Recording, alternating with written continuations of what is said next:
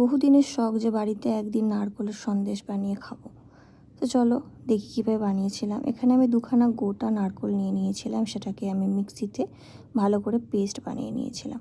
তারপর কড়াতে এখানে একটা এলাচকে, এখানে দুখানা এলাচ নিয়েছি আমি, এটাকে খোলা আর দানাগুলোকে আলাদা করে ভেজে নেবো, আর দানাটাকে আমি তুলে নিয়ে এটাকে গুঁড়িয়ে নেবো।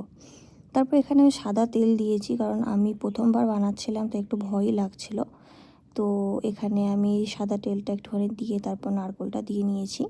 যতক্ষণ নারকোলের মধ্যে দুধটা থাকবে তার মধ্যে তখনই আমি দিয়ে দেবো চিনিটা, যাতে এর সাথে ভালো করে গুলে যায়।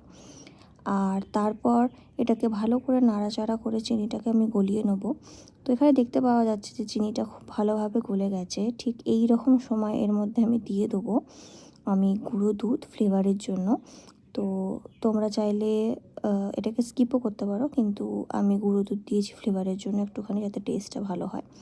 তারপর এটাকে খুব ভালো করে আমি পাক দেবো, যাকে বলে পাক দেওয়া। তো যতক্ষণ এটা ভালোভাবে শুকিয়ে আসছে, শুকিয়ে এলে এর মধ্যে আমি ছোটো এলাচ দিয়ে দেবো, আর দিয়ে দেবো এর মধ্যে কর্পূর গুঁড়ো। তো ছোটোবেলা থেকেই নারকোলের মধ্যে এই স্বাদটা পেয়েছি, তাই এটাই দিলাম।